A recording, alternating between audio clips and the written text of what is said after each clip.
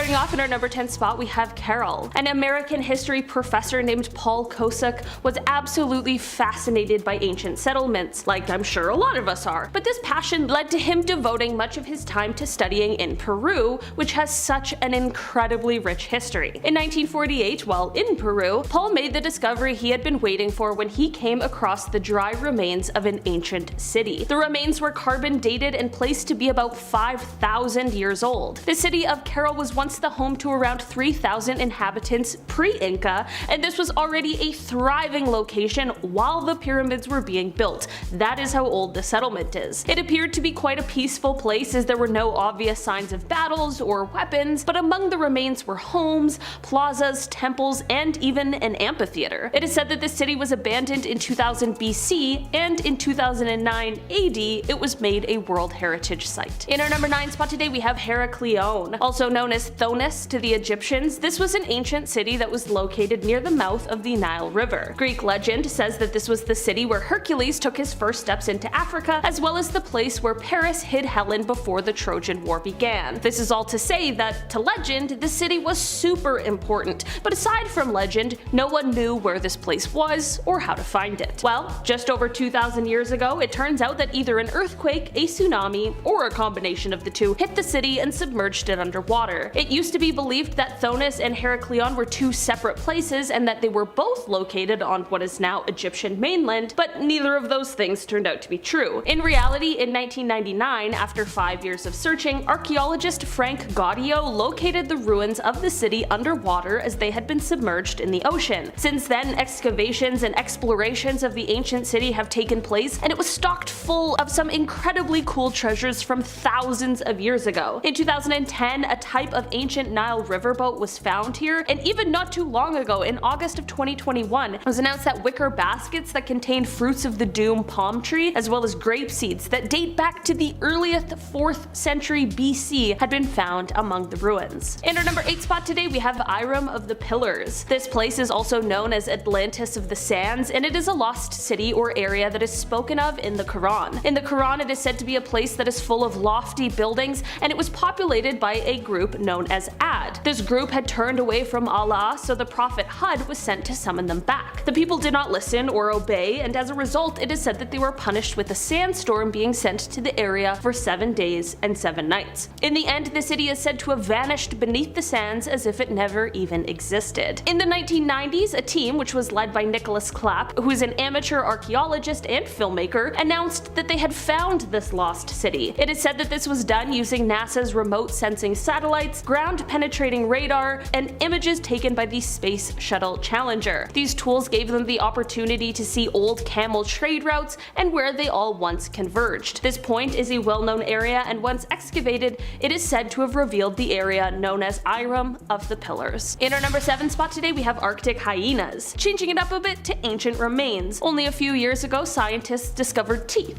Ancient teeth from Arctic hyenas. When you think of hyenas, you wouldn't ever imagine that they once roamed over Europe and Asia, but 5 million years ago, that was normal everyday life for these bad boys. Remains of these Arctic beasts have been found mainly in the Yukon permafrost. Evolutionary biologist Jack Zhang studies prehistoric carnivores, and he knew within minutes that these recent Yukon molars belonged to Arctic hyenas, aka Chasmaporthets. We'll go with that. In our number 6 spot today, we have the Crusader Sword. Get your goggles on for this next one, folks. We are going deep. I found a few shells in my life, but never a sword that once belonged to a Crusader knight. That's just next level. An Israeli scuba diver, not even that far experienced, ended up stumbling across one of the coolest discoveries in 2021. Shlomi Katzin was diving off the Carmel coast in Israel when this peculiar shape caught their eye. As if a Crusader sword wasn't enough, the diver also found anchors, ancient stones, pottery fragments, all from around 900 years ago. I wouldn't even notice this. It's covered in barnacles. I wouldn't even dare go near it to begin with. Kudos. Great catch. In our number 5 spot today, we have toxic waste. Despite what Smash Mouth preaches, all that glitters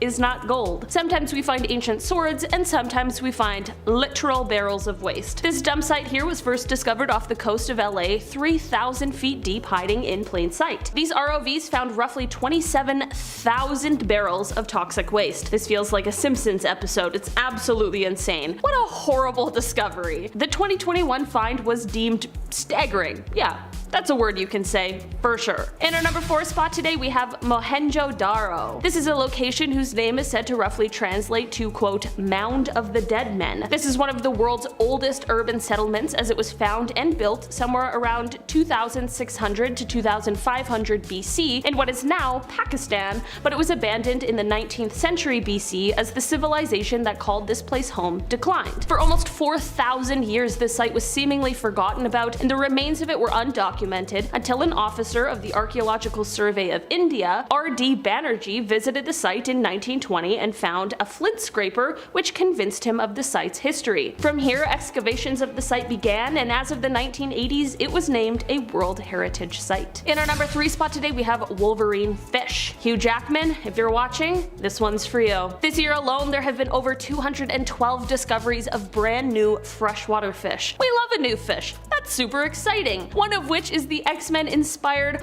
Hopalensistris wolverine. These fish have strong lateral curved spikes called odontos tucked under their gills. They can extend and jab their prey with prongs, hence why the name Wolverine is added to the fish's name. It's kind of cute. It has the claws, which is terrifying, sure, but he's okay. I do kind of love him. In our number 2 spot today, we have the million-year-old plant. Back in 2019 in Greenland, a preserved fossil of a million-year-old plant was discovered. This was found under the ice near a secret Cold War military camp. An ancient flower founded a Cold War military camp. What a headline. In 1959, Project Iceworm was underway. I have mentioned this before, and that in itself is a pretty bizarre frozen feature in history. Eventually, the project was scrapped and it was abandoned, but cut to 2019, it was rediscovered, and scientists at the University of Vermont found parts of a million-year-old plant. Not what you'd expect to find under a secret Cold War base. You know, the fragments were so well preserved that it looked like it had died recently. Not,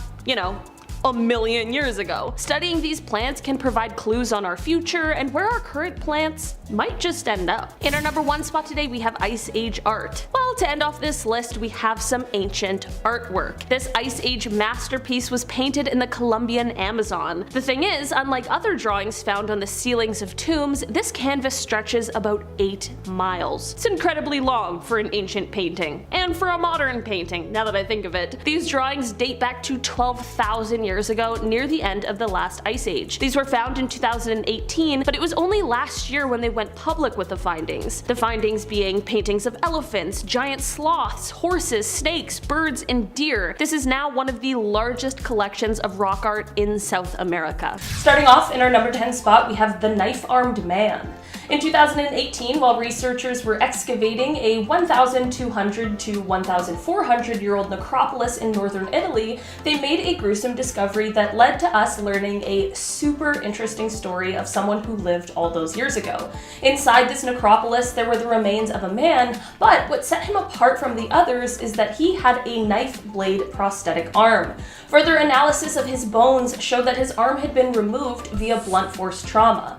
Normally, all those years ago, the wounds would have killed you. If not from the loss of blood, then from infection, because of course this was a time before antibiotics, but somehow this man managed to survive it all, and in doing that, he made himself the scariest prosthetic limb I've ever heard of. He replaced his missing hand with a long knife buckled to his arm with leather straps. In our number 9 spot today, we have KV-55. This is a tomb that is referred to by a number rather than a name because we don't actually know who lies inside of this tomb.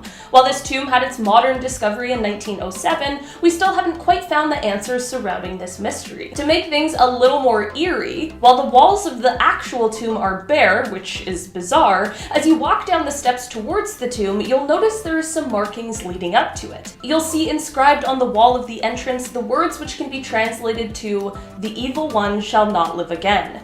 If this wasn't enough to give an unsettling feeling, the coffin inside of the tomb has been desecrated, with part of the face having been removed. So all in all, we don't know a lot about what's going on down there, but it doesn't seem good. In our number 8 spot today, we have Man E.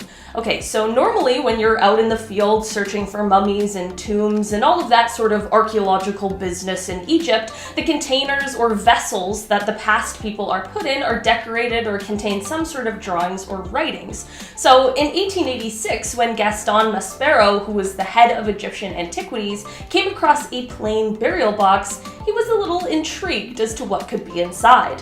This box had no information as to who the person inside may or may not be, but the corpse inside was wrapped in sheepskin, which was apparently considered unclean by the ancient Egyptians. When unwrapped, it was revealed that this person had both their hands and their feet bound, and as he looked towards the face of this person, he found what appeared to be a screaming face looking back at him. Back in 1886, we didn't have the same amount of information as we do now, so of course this quickly freaked researchers out and led to everyone believing that this person must have been tortured to death. How scary that must have been. But luckily, with the things we now know, we have a much less horrific answer, thankfully. If the jaw of a person isn't strapped shut, when a body is mummified, the jaw naturally falls open, thus this horrible screaming expression. The real mystery that remains is how this mummy, who clearly wasn't considered a person of royalty, came to be buried alongside kings and queens. In our number 7 spot today, we have the black granite sarcophagus. In 2018, archaeologists in Egypt found a massive black granite sarcophagus in Alexandria, Egypt that dated all the way back to 2,000 years ago. Rumors immediately started swirling about what this sarcophagus might have contained, but the best way to find out? Well, you have to open it, of course. Instead of some crazy curse being unleashed, the first thing that escaped this tomb when opened was a horrible, unbearable smell. Apparently it was so bad that the site had to be evacuated for a while before they could return to finish opening it up. When they finally were able to completely lift the lid, they found a red-brown like sewage water flooding the bottom, which is likely where that horrible smell was coming from. Other than all that gross stuff, inside the sarcophagus were the bones of 3 people. Unfortunately, the mummies did not end up being well preserved, so only the skeletal remains were still intact. It is believed that the people inside may have been soldiers from the time of pharaohs. This is believed because one of the skulls had a crack in it from an arrow. There was a bust found along with the tomb, but unfortunately, due to time past, it has been weathered beyond recognition, but that is not the only way researchers can find out where the soldiers are from and what time period they lived in. In our number 6 spot today, we have the Inca mummies. In 1976, researchers found 2 mummies at a burial site in northern Chile.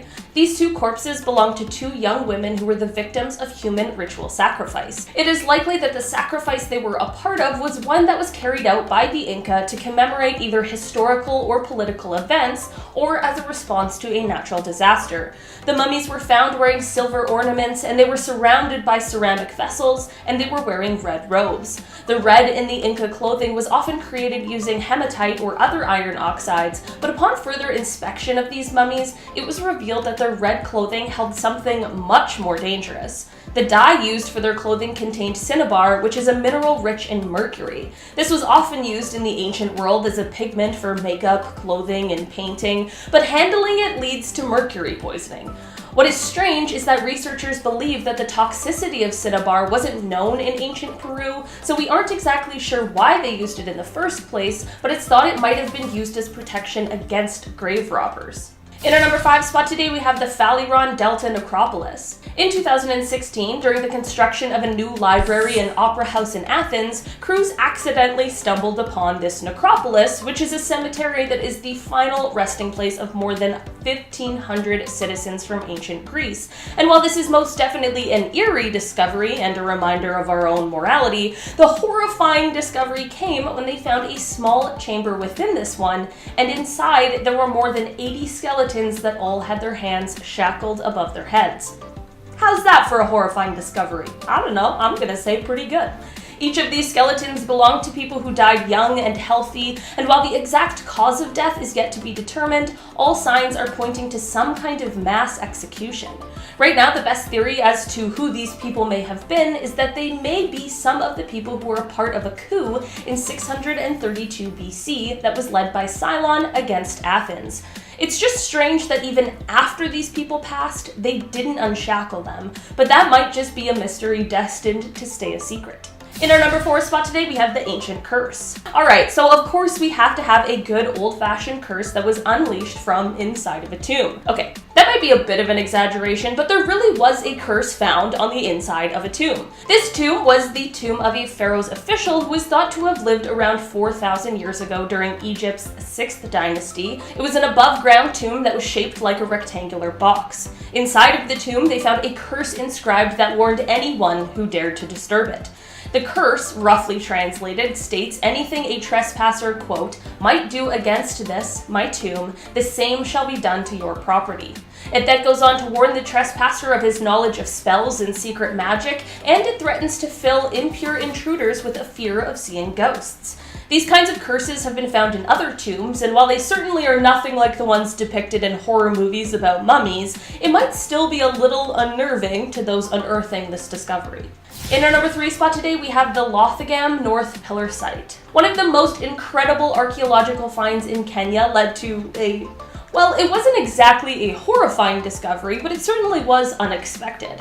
Around 5,000 years ago, a tribe of herders paused by a lake in what is now Kenya in order to bury their dead. This ended up turning into one of the most massive and monumental construction projects Africa had ever seen, which is no easy feat. For 450 years, they dug into the bedrock, piled up slabs of sandstone, and buried their dead for generations with ritual ceremonies, and this led to what researchers now consider the earliest and largest monumental cemetery in Eastern Africa. Here's the one kind of unexpected thing that they found here at this site, though. Along with the bodies of those who had passed, researchers also found 405 gerbil teeth at the site. As it turns out, there's a perfectly reasonable explanation for this, and it's because they were used to make a headpiece for just one of those who had passed away. This site might not be as large and tall as some of the other monuments like the pyramids in Giza, but what makes them the most remarkable is that this site was made by the people for the people. Not for emperors or kings and queens, it was for tribe members of every age and gender buried alongside each other. In our number 2 spot today, we have the tomb of Hatshepsut. This was the 5th pharaoh of the 18th dynasty of Egypt, and she was the 2nd historically confirmed female pharaoh. She was an incredibly interesting person who we really could talk about all day, but we are here talking about tombs, so let's cut to when hers was found and unearthed. There were a few interesting things found within her tomb, but the real horrors came after when they began to examine her remains. They were actually able to find a cause of death for her and can actually attribute it to something she possessed. They found benzoprene carcinogenic skin lotion with the pharaoh, and it is believed that this gave her bone cancer. It is likely that she poisoned herself accidentally while just trying to soothe her skin. Being diagnosed with something like that with the help of modern medicine is already a horrible and painful and scary thing. I couldn't even imagine having to go through it all these years ago without any kind of treatment. In our number 1 spot today, we have this ancient mystery. Okay, so this is one of the coolest things I've ever heard, and it has me rethinking my entire career. Maybe I do want to be an archaeologist after all. Basically, researchers have found a 1,300-year-old Chinese mystery, and where did they find it? In a Tomb Raider shaft. This feels like a Hollywood blockbuster, and somehow it's just real, ancient life. While excavating a tomb in China, the team discovered the skeleton of a young man that was riddled with wounds, giving clues as to how he died. The man is estimated to have been about 25 years old, and it is thought that he was harmed and then thrown into the Tomb Raider shaft while still alive, which is absolutely gruesome. It is believed this crime took place between 640 and 680 AD. It appears as though he wasn't a thief because the shaft had begun to be refilled with soil by the time of his death, so we really aren't sure why this young man met such a cruel fate. As a true crime enthusiast, this is absolutely fascinating, and I wish we could find some answers to bring this guy's story full circle.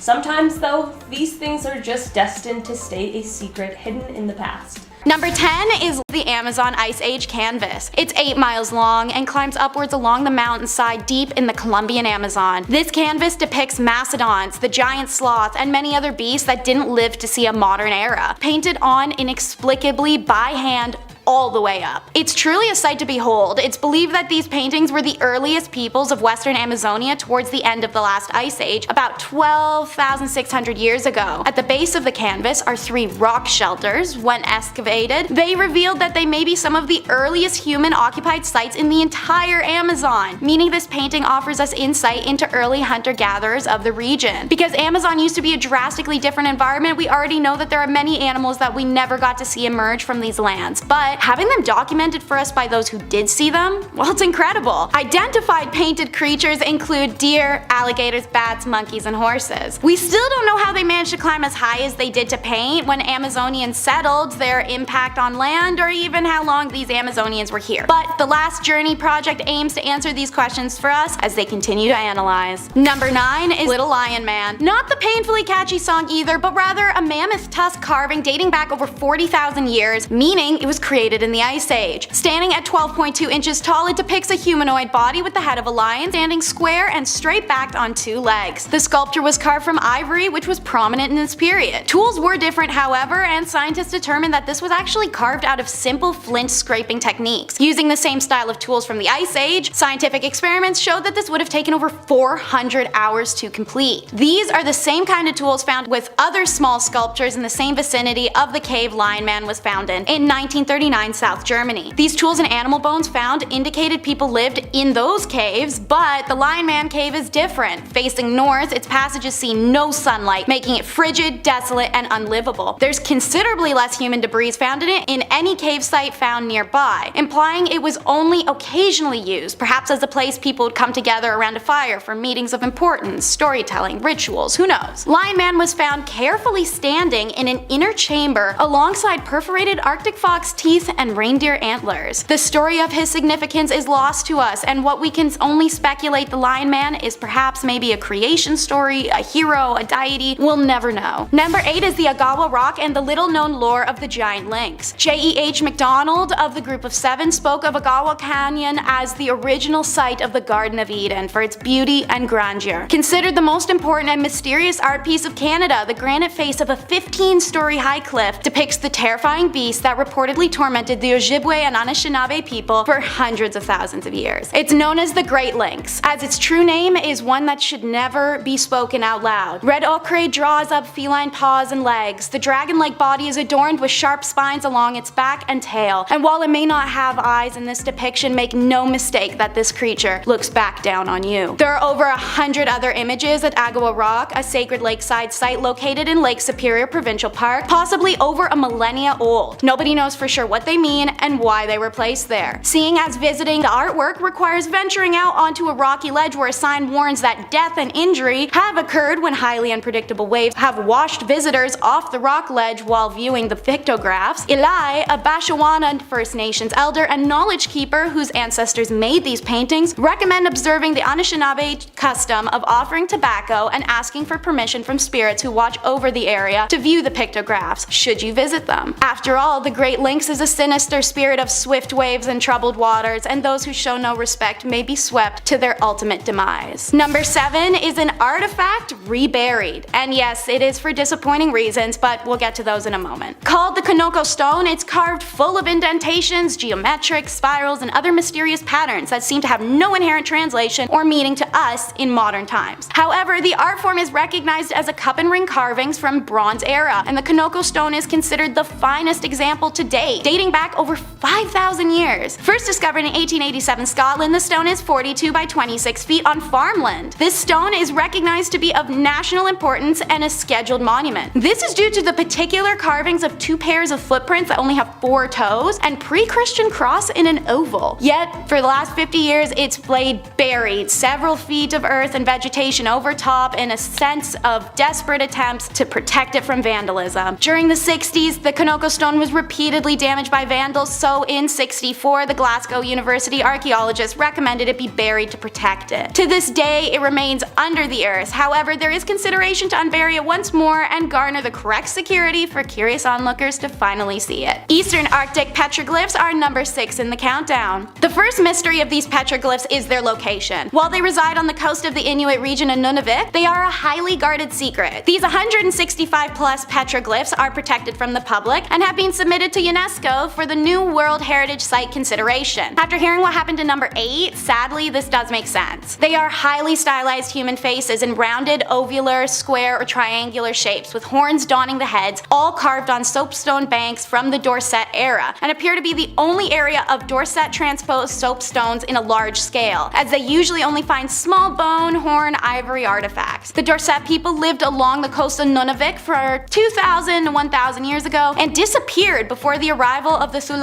Inuit, the ancestors of modern Inuit inhabiting the area approximately 800 years ago. The carvings, which have baffled archaeologists since their discovery in the early 1960s, range from a few centimeters in height to more than 30 centimeters, and scientists have been unable to truly date the carvings. Scientists do speculate that the decline in the Dorset people was triggered by a sudden warming of the climate in the Arctic around the 10th century. The dramatic change precipitated their spiritual beliefs and artistic expression, leading to the creation of breathtaking symbols carved into the earth that are not made for us to understand, but rather for something else. Number 5 takes us on a Roman getaway to the Villa of Mysteries. Cults are actually incorporated into the Roman Empire as a supplement for their varying religious customs. Always practicing in private despite their widespread acceptance, these cult meetings were only ever held in private ceremonies and temples. The secrecy of their organization's congregations unfortunately leave much of these ancient cults to be lost to time. But wall paintings of the Villa of Mysteries in Pompeii give insight as they were preserved by the volcanic ash of the 79 AD eruption. They allow us to peek into one group's practices and ideals, filling in knowledge gaps for archaeologists and historians alike. In the hall, a large continuous mural covers 3 walls as one of the most preserved ancient paintings of all times. The scene is linked with Dionysus, who appears on the central wall with his wife. Makes sense, as the villa also did include a wine production room as well. To this date, we know incredibly little of ancient cults, but from this mural depiction, it seems like there's a bit of raunchy partying going on. Back over to America for number 4 as the Sago Canyon rock art. This canyon is essentially an outdoor gallery with paintings and carvings believed to have taken place a whopping 8,000 years of work. The first sign of human habitations are archaic in 6000 BC, but the subsequent tribes in the decades to come also left their symbolry and stories on cliff walls. Researcher Polly Schaafsma believes that much of these symbols correlate with ritual activities, pointing to the spirit figures often shown in snake forms and torsos, sometimes incorporating water and life-giving symbolatry. Animal figure motifs are considered evidence of spiritual tradition and lores. What really grabs attention are over 80 disturbing life-size figures. Their eyes are either hollowed out or simply not there, and many are lacking their arms and legs with triangular heads. Naturally, people jump to aliens, saying these are depictions that may be evidence of their visitation. Scholars maintain the strange beings represent ritual visions produced in trance-like states. There is no further explanation for the figures and many other story-like depictions on these walls, as researchers seem to have hit a literal stone wall in analyzing their abilities. So, the mystery continues. Number 3 in the countdown is the Swaga Game Reserve rock art. In June 2018, Polish archaeologists spotted what's now called the Amachahi 4 rock shelter site, while on the game reserve located in central Tanzania. This rock art seems to belong to an ancient indigenous group, the Sandawe, who have existed for nearly 90,000 years and still remain in Southeast Africa to this day. While one of the mysteries of this piece is its age, something scientists are struggling to pinpoint due to degradation from the exposure, it's concluded that the rock art does come from the hunter-gatherer period. Scientists also determined that there are 2 paintings on the stone, and that the painters of the second intentionally respected the existing drawing, as they didn't overlay the new image on it, but rather incorporated it into the new scene. The scene depicts domestic cattle, humans, and giraffes, but most importantly is a scene centered around 3 figures featuring strange heads. These skulls have the same central dip in the profile of a buffalo head, where the 2 horns curve outward away from the head with downturned ears. Present-day descendant Sadaway clan members unfortunately cannot, or understandably will not, explain the amorphized figures, and so it's left to researchers to find some clarity in what this art could mean. And let's enter the Alabama Caves Dark Zone for number 2. A 2-mile cave that's home to many passages, sediment deposits, deep pools, and waterfalls, but also incredible art findings. This cave art was among the largest found in North America, deep in the convoluted dark zone where natural light could not reach. The ceiling of this cave is incredibly low, so when Alan Kressler came across this art for the first time in 1998, it was while he was stooped over. This low ceiling resulted in the usage of 3D technology, which was used to uncover an acre's worth of paintings that were not visible initially. There are humans adorned in native regalia, coiled snakes, swooping birds, and even a 10-foot-long serpent winding its way across the expanse. Some incorporate the features of the ceiling into their designs, such as a serpent that appears to emerge from a natural fissure. To accomplish this, the artists were likely laying on their backs, so unlike with the other rock art, which is out in the open, the artists inside the chamber could not just step away and look at their work in progress from a distance to make edits, corrections, or even map placements. They simply had an idea as to what to do and moved around whilst they worked. Charred fragments of river cane suggest the artwork could have been a team effort with someone holding a torch while the artists work. Researchers estimated that the art dates between 500 AD and 1000 AD, known as the hunter-gatherers era. 89 other cave art sites have been identified in southeastern North America. The earliest is nearly 7,000 years old. All are deeply protected to avoid vandals. At number 1 are Neanderthals and the world's oldest cave creations. This is the first art discovery dated to the time of Neanderthals, said to have been created 115,000 years ago. This predates the arrival of the modern human to Europe. In 3 known caves across Spain, dozens of wall paintings were found, and in one southeastern cave, perforated seashell beads and pigments were found dating back 115,000 years. These beads are the oldest personal ornament found in the world to this date, even predating similar ones in African continents by 20 to 40,000 years. Despite the Ophi grunt representation of a Neanderthal, the more we discover and also accomplish scientifically allows us to further and further our insight, and it turns out they're very similar cognitively to humans. This could mean that the findings date back to the common ancestor of both parties, some 500,000 years ago. Some are very reluctant to believe this, as early European art didn't flourish until the major wave of modern Homo sapiens arrived on the continent about 40 to 50,000 years ago. The only way to prove that Neanderthals were artists is by finding the art in Europe made before or during that time period.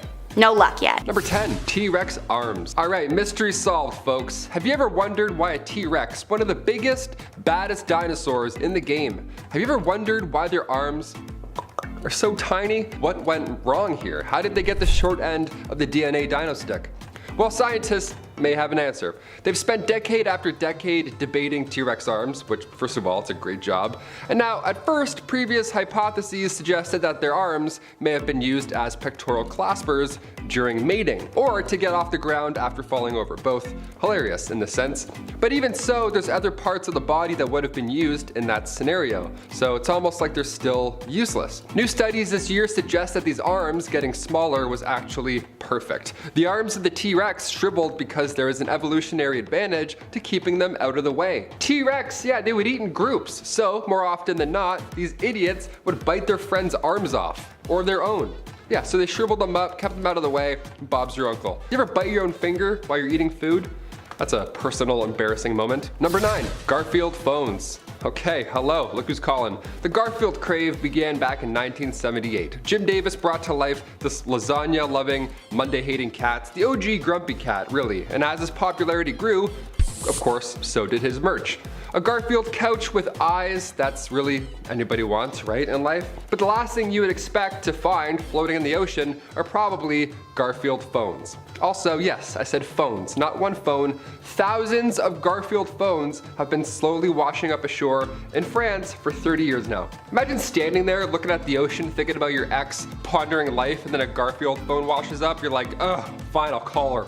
This began in the 80s, but until recently, we didn't know where they were coming from, which is pretty jarring. A farmer read about these phones in an article and how they could, be hurting the environment, and he came forward and admitted he knew about the shipping container full of Garfield phones. Rene Morvin, this guy's been sitting on a national treasure, this huge secret. He says in the 80s he found the shipping container in a sea cave, which, imagine thinking you found some sort of lost billions worth of treasures, but it's just this.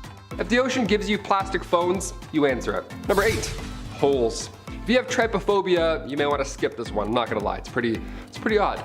Off the coast of Big Sur, California, a survey revealed about 15,000 holes, all underwater, just on the ocean floor. For some reason, they're all the same size and they all measure up to be around 11 meters wide and 1 meter deep. Now the team at Monterey Bay Aquarium Research Institute, they found 15,000 of these, and they found 5,000 more that are even larger. They're called micro depressions, and the big ones are called pockmarks. Initially, scientists thought that methane under the seafloor, it was just coming out to say hello, maybe that's the reason for these indents. And then they, of course, left a crater. Rovers went down there, tests were done, turns out that's not the case. No methane is involved. In fact, there hasn't been any methane down there for 50,000 years. These MDs are essentially garbage trails, and now there's deep sea creatures living in them. It's like a little underwater neighborhood. It's cute. They even found a whale skull just laying in one of them. Can you imagine that? Imagine being a crab and coming home to that. I'd move. I'd move to the next micro depression immediately. Number 7. Amelia Earhart remains. The first woman to fly across the Atlantic was well on her way to setting even more groundbreaking records, but her plane tragically disappeared over the Pacific in 1937. And it's since been a great mystery where the final resting place of Amelia Earhart now is. But we may have actually found her remains back in 1940 without really knowing. They were found on the Pacific island of Nikumaroro. Now, the initial examination of these remains were reported to be that of a man. That was the general idea in 1941. Come 2018, however, now we have a different idea. Could it be? Researcher Richard Johns took another look at the long-lost remains, and since those days, we've learned more about Amelia Earhart. Photos have since surfaced online, so we compared the bone measurements to her body type, and they're pretty sure that they found our missing aviator. Number 6. Abandoned whiskey. This one's pretty fun, dare I say, a little exciting? I don't know. An explorer found crates in a hut belonging to another explorer, that of Ernest Shackleton. You've probably heard of him before, it's pretty huge. Anything belonging to our boy Ernest Shackleton is a treasure, especially when it's frozen bottles of scotch. That's pretty lovely. It's probably the best case scenario, really, evidently. It's 2010, and you find 100-year-old frozen scotch that Ernest Shackleton once drank. What do? Do you drink it? Do you save it? A little bit of both. I would do a bit of both. This may be the best discovery on this list, or at least the happiest. It's been locked up, of course, since, such a historical find, but you'll be happy to know that a sample was given to Scottish distiller White & Mackay. They're now studying this recipe to try and bring it back to life, which is amazing. Number 5. Surprise Nikes. I threw shoes on my holiday wish list this year, and every year for that matter. Nothing like a nice fresh pair of sneaks. Sometimes you find the perfect shoes, and sometimes they find you. In the mid-90s, a shipment of Nike shoes heading to the US was lost during this crazy storm. Around 5 shipping containers fell into the sea, so later on, 61,000 pairs of shoes just started to drift towards the west coast. Just making their little way, just slowly but surely. That's terrifying. People saw shoes in the water. Do you know how afraid I would be if a shoe brushed against my shoulder while I was swimming? My brain would go to the darkest places. So scary. These shoes luckily didn't belong to anybody, but they did all have the same serial number by chance. So what started as this ocean mystery ended up working out for the better. Nike lost a lot of money, and we tracked the shoe's journey. So now we oddly learned more about our ocean currents. Well, Nike lost money. Win-win. Number 4. 2021 rocket. Remember last year in May when a large piece of space junk was just going to crash land somewhere on Earth and we had no idea where it was going to hit? Possible Avengers level threat. We're all just looking at Twitter, refreshing, like, where's it going to be? Where did it land? Well, at the time, this was one of the biggest pieces of human-made space junk to ever crash towards Earth, so it was a little jarring. They said it would land in New York or New Zealand. One of the two. Okay, gamble. Let's do it. 50-50. The debris came from the lost March 5B rocket and landed in the Indian Ocean, luckily, with most of it burning up upon re-entry. Now, usually when rockets discard pieces, it's done so strategically, falling into the ocean, normally the Atlantic, in a graveyard. This was not supposed to happen. Thankfully, it didn't land in New York. That, again, would have been terrifying. It would look like Loki's arrived. What's that? Is that a meteor? Are we done? Number 3. Raining spiders. Back in 2015, and you guessed it, Australia, residents of Goulburn woke up to the town just being caked in spiders. This is my nightmare. This is my absolute biggest fear. Everything was webbed. They were tiny black spiderlings all over the place. Resident Ian Watson told reporters that, quote, "When I looked up at the sun, it was like this tunnel of webs going up for a couple of 100 meters into the sky." End quote. Also, delete memory. Thanks. Rick Vedder, an entomologist at the University of California at Riverside, says that many spiders are just ballooning around us, but thankfully, they all don't do it at the same time. Like this situation. Yeah, this is happening all the time, so keep your heads up. Or down. I'd rather not look. Number 2. Giant pipes. Back in 2017, these massive industrial pipes washed up along the shores of the northern Norfolk coast. Now, if I was swimming and I saw this thing floating towards me, I would faint. I would think it's a giant sea snake or something. I would have no idea what I was looking at. These things were massive. Terrible discovery, but again, pretty exciting. I didn't realize how big these were at first, and then I zoomed in. I think I have some mechanophobia now. Where did they come from? Well, these pipes were lost at sea following an accident on an Iceland shipping container, which resulted in 500-meter-long pipes coming loose. Yeah, that's so scary. Luckily, you can see these things coming, but that's still jarring.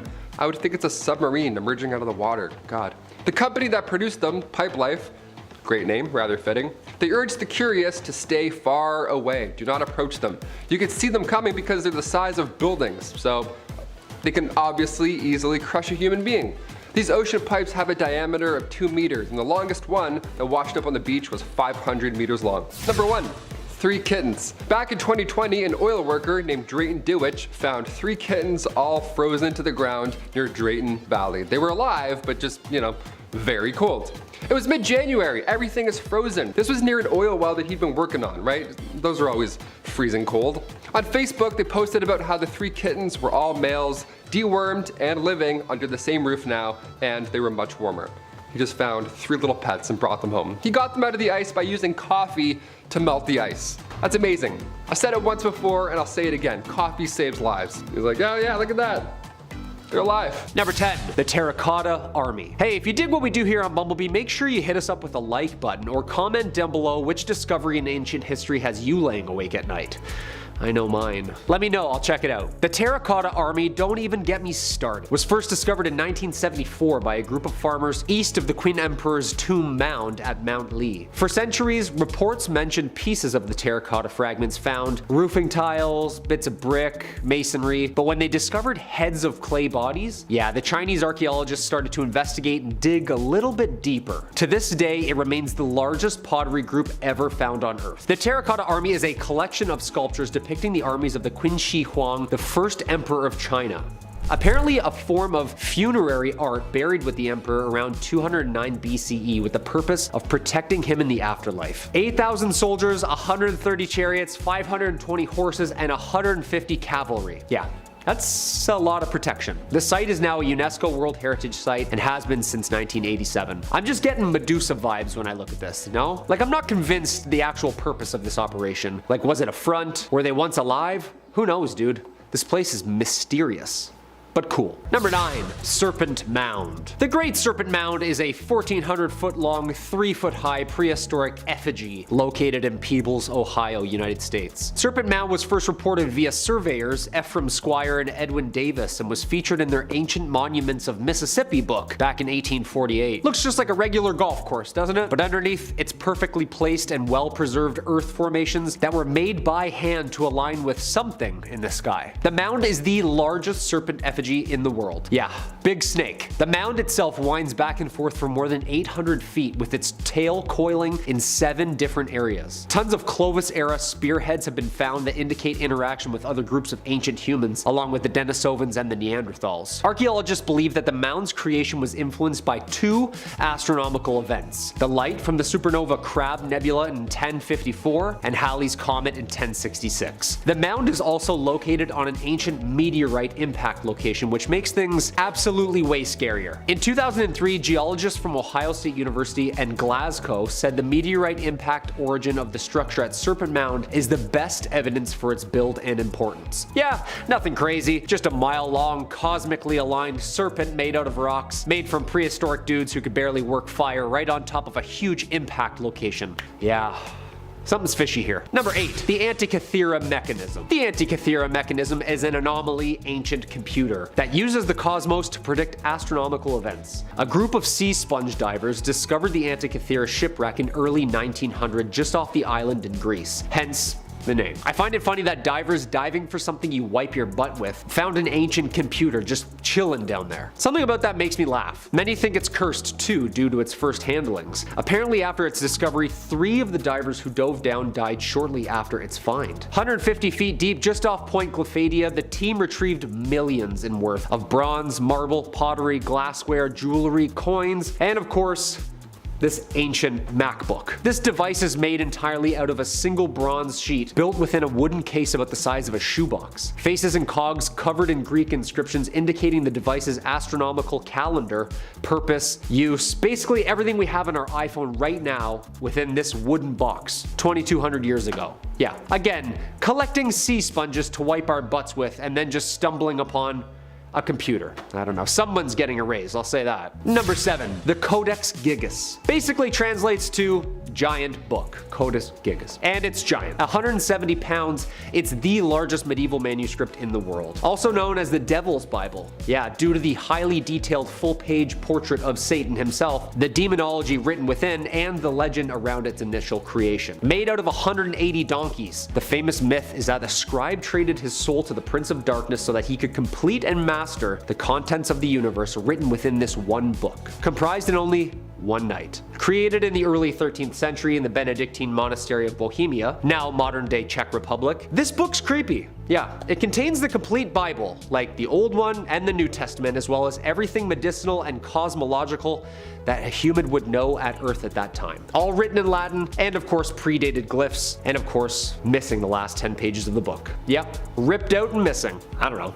Who knows? The book lays in the National Library of Sweden in Stockholm. I wouldn't go near it. I wouldn't read it. I wouldn't even touch it. You know, I'm good with goosebumps. That scares me enough. Number 6, the oldest map. A 4,000-year-old stone slab first discovered over a century ago in France may be the oldest known map in Europe, according to a new study. The slab dates back to the early Bronze Age, 4,000 years ago. It was first discovered in 1900 in a prehistoric burial site in Finistère, France. The engravings on the broken stone appear to resemble topographical features including hills, reference points, and river networks. The broken slab, which is 4 meters long, was moved to a private museum in France in 1924. It was then stored in a French castle where it gathered dust until it was rediscovered in the castle cellar in 2014. But only recently are researchers beginning to understand the actual importance behind this prehistoric slab rock. It's been interpreted as the oldest cartographical map in Europe. Yeah, that's old. Number 5, the Voynich manuscript. There's a giant Italian Renaissance folio called the Voynich manuscript. It's named after Wilfrid Voynich, a book dealer who purchased it in 1912, and to this day we don't really know what it is. Hands down, the most mysterious book of all time. Not only is it detailed so carefully and patiently, it's basically like a Tim Burton take on a book about life, with an entire world drawn and recorded that isn't ours. Like parallel universe type stuff. Even the language is unknown, like unknown, like predates Latin and doesn't use phonetic patterns and coding. The riddle of all riddles. Written somewhere between 1405 and 1450, all 240 pages are inscribed in some sort of indecipherable language of about 170,000 characters. Historians and cartographers have tried to crack the code for hundreds of years, yet not one has been successful. Why wasn't this a national treasure movie? I feel like this would have been perfect, like Nicolas Cage, you know?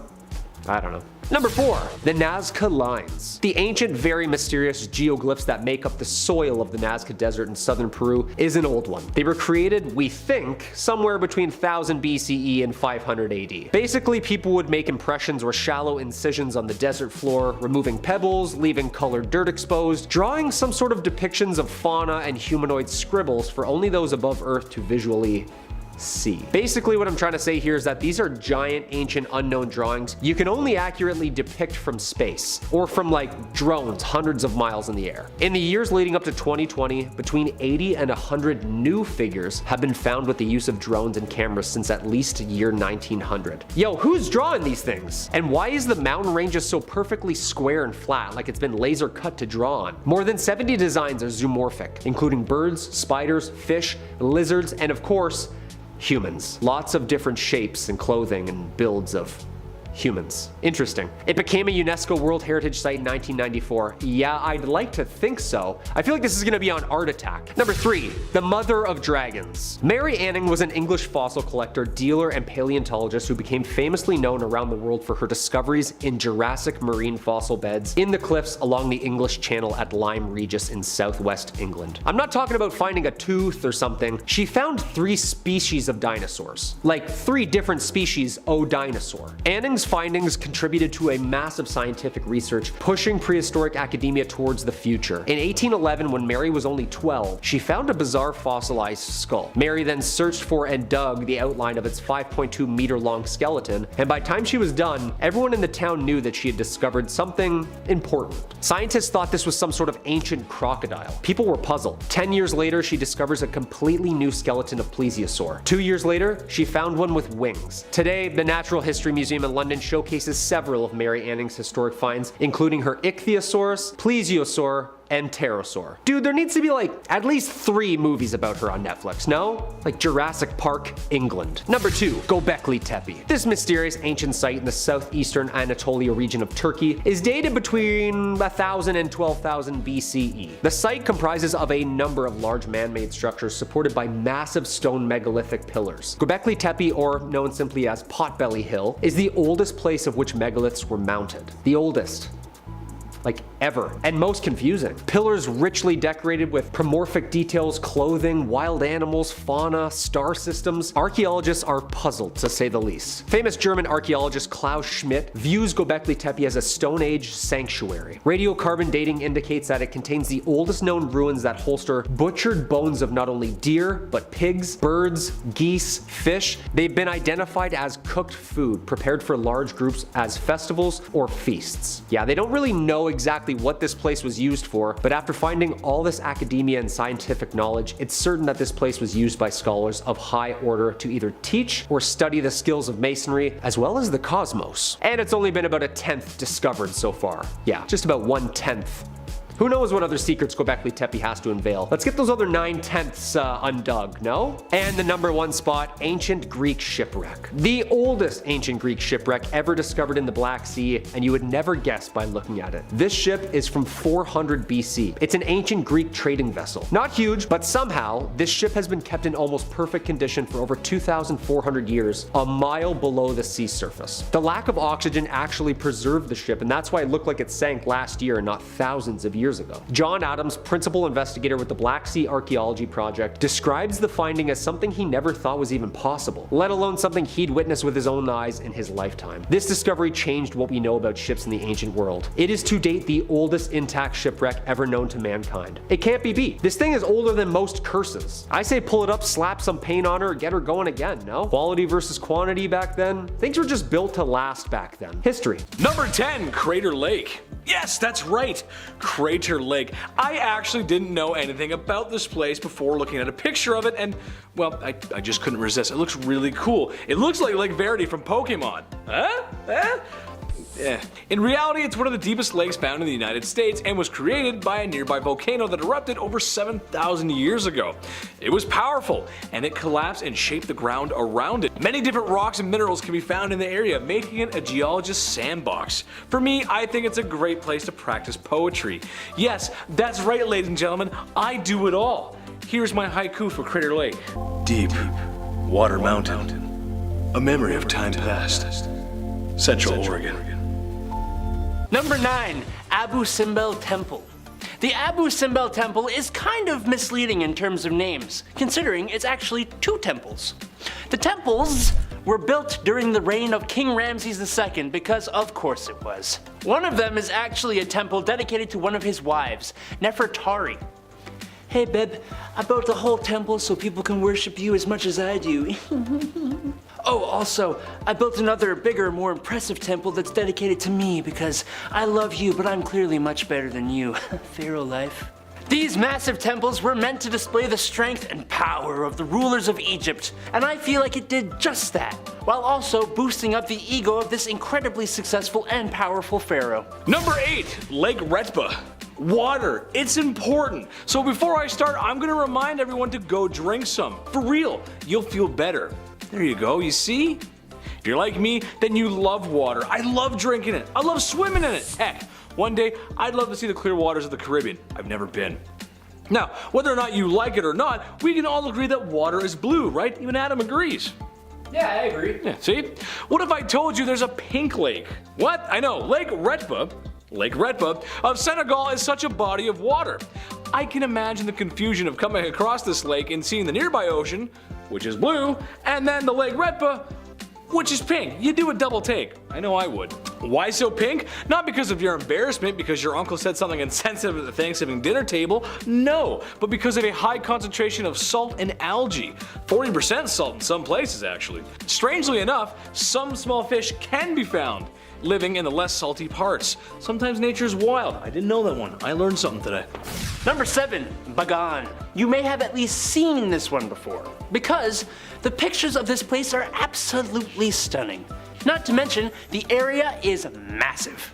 The 2,200 peaked dome temples that make up this ancient 9th to 13th century capital city of Pagan is one of the best and richest archaeological sites in all of Asia. But because of its modern day location in the rogue state of Myanmar, makes it fly under quite a few people's radars. The Kingdom of Pagan was one of the first to unify the area, making this site a big deal as well as totally stunning. If you do go or have gone here, what do you think? Apparently, almost every single temple is unique and you can go inside almost all of them. Andrew, travel show? Number 6, Mato Tapia. The Devil's Tower. That's a much better name, easier for me to pronounce.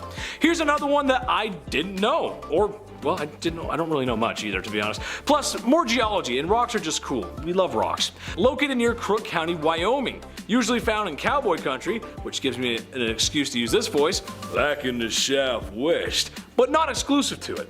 Devil's Tower was the first national monument declared by cowboy rough rider himself, Theodore Roosevelt.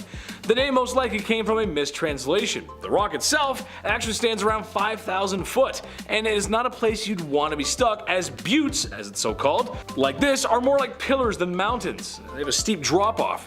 To me, it looks like someone got a little too crazy with the terrain editor in SimCity 4, but that's just me. I don't know. Number 5, Incalita. Incas! Bet you thought of Peru. Well, joke's on you, we're going to Bolivia for this ancient Inca site. Incalita is a 67-hectare site believed to be used as an area to perform rites for the ceremonial calendar. It's got quite a few buildings that are pretty important, like the Calanca, which is the largest single-roofed room in the Western Hemisphere when it was built. Incalita actually also had a whole opera created in honor of it, which was the first opera ever created in Bolivia in 1980. My dream is to one day also have an opera made in my honor. It will be called The Ballad of the Boy Who Had to Sniff the Farts of a Blue-Eyed Blonde Menace. Number 4, Vikings in Canada? Some of you might know about this one, but I'm going with it because it's so cool. Many years ago, before the first Europeans showed up in North America, the Norsemen had already made their journey across the ocean. They even made a small settlement in Newfoundland. Oh, that's where it goes, everybody. Proof old Leif Erikson and their settlement still reside there today. Pretty cool. It's lasted this long, to be honest. So what went wrong? I mean, come on, Canadians, we're so nice, right? Not like we just fart on command or anything. Well, for starters, it wasn't Canada. It wasn't anything. The most common explanation is that they didn't really get along with the Aboriginal tribes of the area, or the ones that already inhabited the so-called Vinland, as they called it. The Vikings were not exactly the bloodthirsty barbarians some of history makes them out to be, but well, they did do their fair share of Nazi things. They did do some things that weren't very nice, so you can kind of see how that went south. Just imagine how different our history would be if they succeeded in more settlements here. Number 3, Unakoti in Tripura. You know when you've got to go to the airport to go on vacation with your dad and he makes everyone wake up too early and gets super mad and super stressed? That's basically what happened in the Hindu myth when Lord Shiva stayed overnight here, while on his way to Kashi. Accompanying him were 9,999,999 gods and goddesses who Shiva asked to wake up before sunrise to continue their journey. Just like your dad, when the gods and goddesses didn't wake up, Shiva cursed them. But unlike your dad, he turned them to stone with his curse, and that's how we got Unakoti, which translates to one less Akoti, or one less of 10 million. But no, you won't find one less than 10 million stone carvings here. You will find a whole heck of a lot though. The area surrounding this 7th or 9th century ancient site is gorgeous, with natural waterfalls, lush forest, and a 30-foot high rock-cut Shiva carving. So wait, if Shiva is here, who was the one less than 10 million? Number 2, Accra. Today you don't hear much about the city in the sand by the Mediterranean. A city with so much history I couldn't possibly unpack it all. Kind of like when you move and there's still 4 boxes staring you in the face. I'm gonna unpack them, Mom, I swear. The city has gone under numerous power changes and faced much turmoil. However, the most important part of its history would be the Knights Templar. During the Crusades, this was a hotbed of holy war and all the fun and so not misery that brings. Archaeologists unearthed many Templar secrets, including churches, cathedrals, water reservoirs, underground bunkers, and a network of tunnels. Knights in chainmail having big old sword fights in castles. You can't go wrong. Oh, and don't forget the gold. There's lots of Templar gold to dig up too. Boy, what would I do to get my hands on some Templar gold? Damn. Number 1. Chand Bowery. What's that? It's a well. That's a little excessive. Indeed it is, but it's still incredibly cool, and I guarantee you haven't heard of it. If you have, well, I'm sure I'll hear about it at least 5 times in the comments. Chand Bowery is a 13-story well built between 800 and 900 AD. What's so special about this well? Well, it's beautiful for starters, and just look at it. Secondly, it's also made out of volcanic porous stones. And thirdly, it's 5 to 6 degrees cooler than the outside atmosphere because of those stones, which makes it ideal for how frickin' hot it is in Rajasthan. As wells go, this one is extra elaborate. I mean, I just want some water, man. Number 10. Cursed Maori masks. Maori warriors, not something that's talked about too much actually. I don't know why, they're pretty cool. The Maoris are indigenous Polynesian peoples who settled New Zealand. Easy, simple, to the point. Some might say, I'm just a simple man trying to make my way in the universe. Good Star Wars reference, see if you get that. Well, if you find yourself visiting a museum in the Wellington area, then best be careful because the Maori masks that are on display are said to be cursed. Who would have thought? So much so that it's advised that pregnant and menstruating women keep their distance. What? Maori tradition dictates that these women are taboo? Thus, it could have a curse put upon them. Does it make sense? No. Do I agree with it? No. Is it weird? Yes. Am I going to test this theory? No. If you're pregnant, don't you need the display case, right? You catch something real bad. Number 9, the Iceman. Otzi the Iceman is a mummified body of a man who lived in Europe around 3000 BC. Pretty long ago. Dude was chilling in the ice until we came across him in the Italian Alps and said, yep, this should be in a museum. Lots of studying was being done, and rightfully so. And for the people in that career field, that's very exciting. Lots of talking on how this poor man ended up there. One study suggests that a rather violent end as an arrowhead was found in his shoulder, meaning somebody gotsy Otzi. More troubling than that bad pun, however, is that mysteriously some folks who were working and salivating over the thought of studying more of poor Otzi, they also got Gotsy, passed away. One after another, actually. Is it connected? Maybe, maybe not, but I know that the common denominator here was finding a dude in the ice, and I haven't done that. I'm still here, still breathing, hi. Number 8, Bassano vase. Vases, vases, fugazi fugats, whatever, I don't know how it's pronounced. My mom wouldn't let me near them as a kid. Okay, sure, I was loud and normally a walking disaster, but never in my rambunctious youth did I ever break something. I was a good boy, I swear.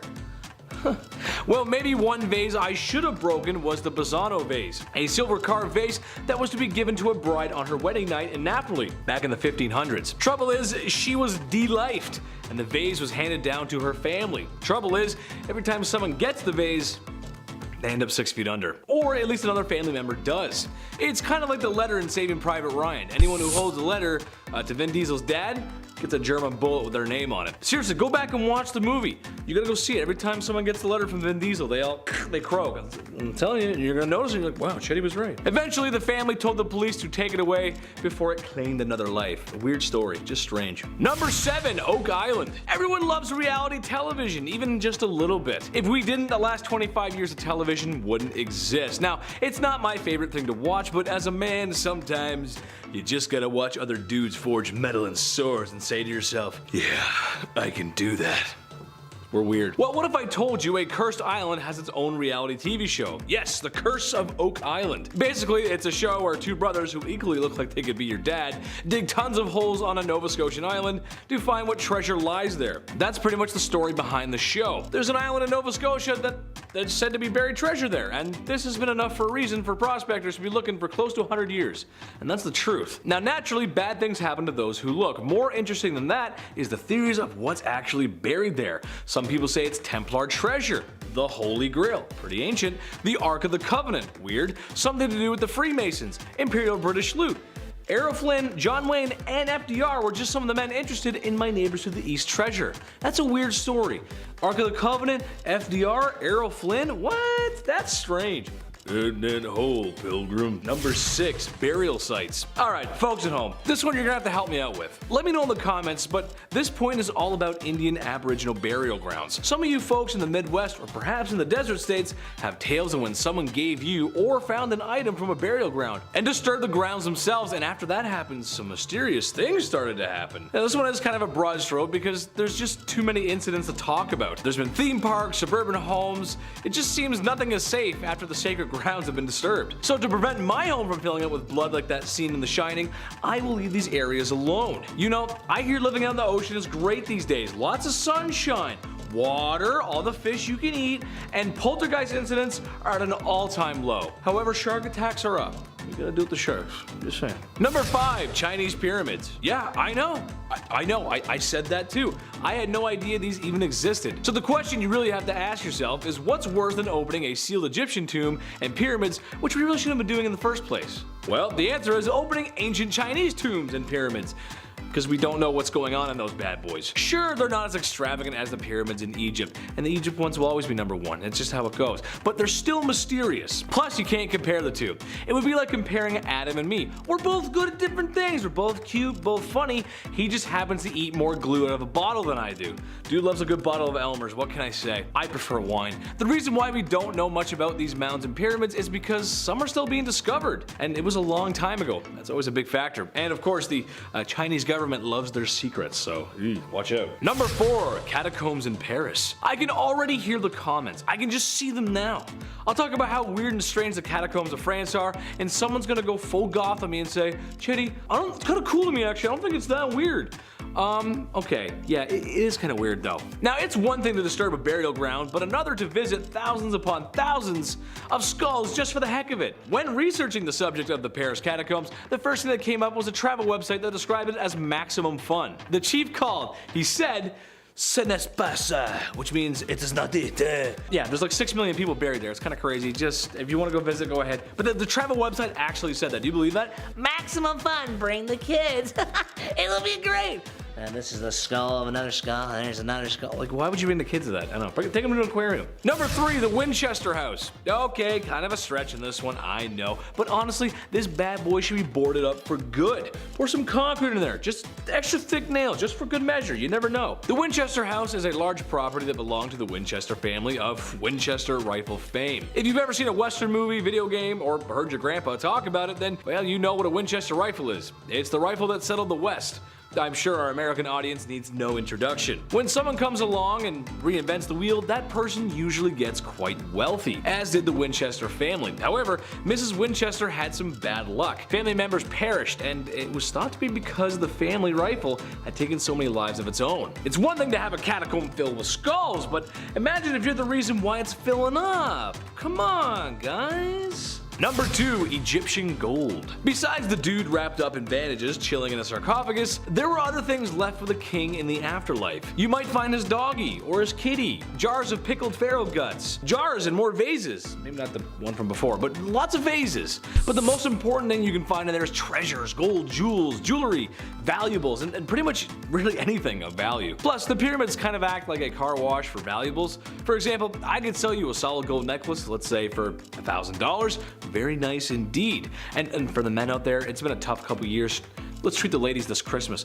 Get them what they need. Gold necklace, you're welcome, ladies. But what if I told you the necklace I was trying to sell you once lay in the tomb for thousands of years? Oh baby, those prices are gonna get jacked up like my high school jalopy. She was rough. The point I'm getting here is no matter how much you want to ditch the high school car for something new, don't rob the grave of a powerful king. It'll come back to bite us. I just know it. If you open the tomb and there's money in there, close it, walk away. Come watch me instead, walk away from it. Don't do it. And number 1, Ayers Rock. I'm gonna be brief with this one because it's very simple. The point stands. Ayers Rock, Australia, the outback. Gorgeous place. Maybe one day I'll get to do a comedy tour down under. Look out, Aussies, I'm coming. The rock is a natural wonder and connected spiritually to the Aboriginals of the area. So when people are told not to take anything from the limestone natural site, even something as little as a rock, people still do it. And when they do it, they experience a lot of bad luck and they're forced to return it. So what's the lesson? Don't take anything. Don't do it. Not you're thinking about it. Don't do it. I'm telling you, don't do it. Naughty, don't do it.